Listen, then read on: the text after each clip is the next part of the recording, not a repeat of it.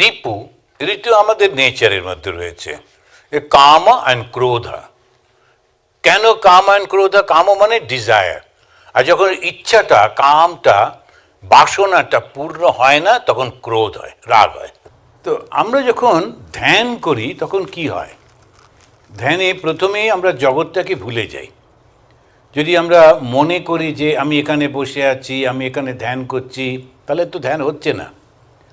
তো ধ্যানেতে প্রথম যেটা হয়, আমরা জগৎটাকে ভুলে যাই, এবং তারপরে সম্পূর্ণভাবে দ্বিতীয় লক্ষণ, নিজের দেহ যে এত প্রিয় তার উপরে আর মমতা থাকে না। তা এই দুটো লক্ষণ আমরা দেখতে পাই যখন ভগবানের প্রতি ভালোবাসা হয়, প্রেমের দুটি লক্ষণ। তা এখন এই যেটা আমরা পড়লাম আমাদের অদ্বৈত বেদান্তে, ওরা বলছেন যে যখন তুমি আত্ম নিজেকে মনে করবে তখন তোমার আর কোনো দুঃখ থাকবে না। প্রথমেই হচ্ছে যে পৃথিবীটা ভুল হয়ে গেল, দ্বিতীয় হলো শরীরটাকেও আমি আর মনে করতে পারছি না, তৃতীয় কি হচ্ছে, ঈশ্বরের সঙ্গে সম্পূর্ণভাবে আমি মিলিত হয়ে যাচ্ছি। তাহলে শরীর যদি থাকে, শরীর বোধ যদি থাকে, তাহলে জগৎ বোধ আছে। তো এখন স্বাভাবিকভাবে জগতের সব কিছু মনে পড়ে যাবে, তখন হচ্ছে না। তা আমরা যে ভগবান লাভের কথা বলি, এটা এত কঠিন কেন? কেননা তোমাকে তোমার নিজের শরীরটাকেই ভুলে যেতে হবে। তো যেমন আমরা ঘুমের মধ্যে দিয়ে যাই, যোগের পথেও ওরা একই কথা বলে যে তুমি ভালো করে বসো, বসে প্রথমে শরীরটাকে ভুলে যাও, মনের গভীরে গিয়ে মনের মধ্যে ভগবানকে, তোমার ইষ্ট দেবতাকে, ইষ্ট দেবীকে, বা শুধু ওমকার যদি চিন্তা করো, তার উপরে পরিপূর্ণভাবে মনটাকে রাখো, তখন আর তুমি অন্য কিছু দেখতে পাচ্ছ না। এর পরেতে সেটাও চলে যাবে, শুধু যেটার উপরে তুমি মনটা রাখছিলে, ফোকাস করছিলে, যে বস্তুর উপরে ধ্যান করছিলে, তুমি সেই বস্তুতে পরিণত হয়ে গেলে। এইটাই হচ্ছে তোমার আসল ধ্যান।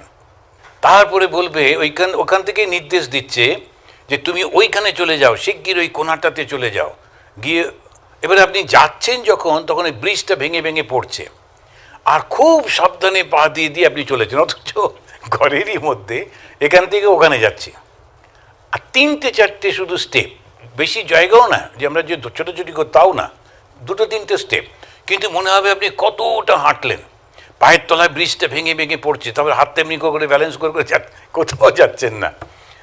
এখন যখন লোকেরা বাইরে কাঁচ দিয়ে দেখছে, ভাবছে একটু পাগলের মতো এরকম কী করছে, এরকম কোথায় যাচ্ছে, অথচ আপনি দেখছেন কি ভয়ঙ্কর জায়গার মধ্যে আপনি রয়েছেন। তা এইটা বিজ্ঞান আমাদের বুঝিয়ে দেয় যে সত্যি সত্যি মায়ার প্রভাব কি ভয়ঙ্কর হয়। এই জন্য আমি বলছি যে একবার দেখে এলে তখন বুঝতে পারবেন যে ওই যে বলছেন অদ্বৈতবাদীরা যে মায়াতে এত ভয়ঙ্কর, মনে হবে যেন এই জগৎটা সত্যি সত্যি রয়েছে, এটা না থাকলে আমি কোথায় যাব, কোথায় থাকবো, কিন্তু আসলে কিচ্ছু নেই। আমরা কত কান্নাকাটি করি, কত ভাবি, এ আমার বন্ধু, আমার শত্রু, এ আমার আত্মীয়, ও আমার কত রকম কত কি করি, কিন্তু তো আসলে যখন দেখা যায় যে এরকম কোনো কিচ্ছু নেই। এই দুটি অনুরাগ। তারপরে উনি বলছেন অনুরাগের ঐশ্বর্যের কথা। অনুরাগের ঐশ্বর্যটা কি?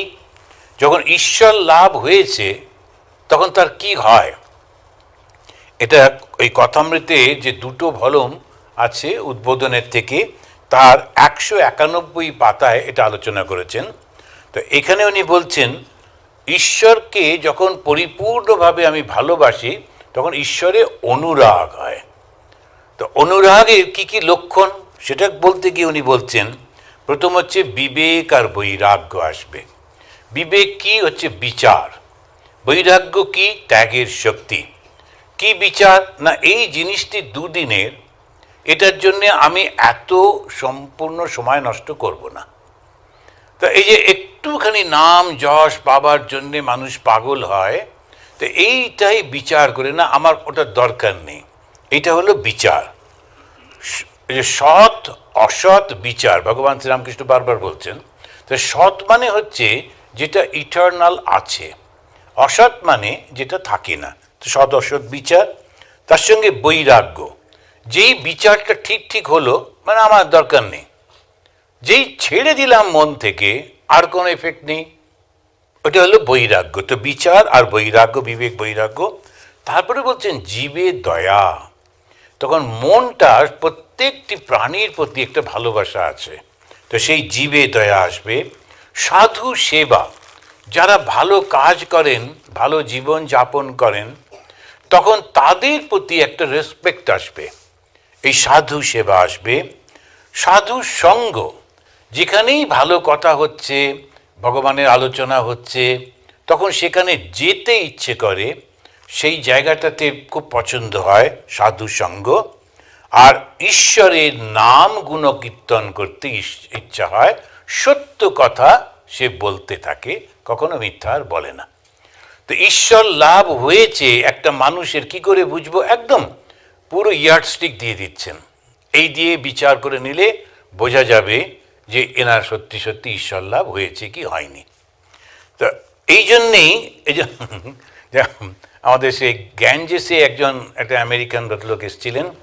তো ওর একটা খুব ইচ্ছা ছিল, মানে সাধুসঙ্গ করবো টরবো। তো আমাদেরই আর একজন ভক্তরা তো অনেকটা বিদ্বান হয়, তো উনি ভালো মানুষ, কিন্তু তিনি বলেছেন না, এই যে স্বামীজিদের দেখছে, আমাদের দেখিয়ে বলেছে যে এরা ঠিক সাধু না। কেন না? ওরা ঝাঁটপাট দেয় না, ওরা মানে এসব করে না।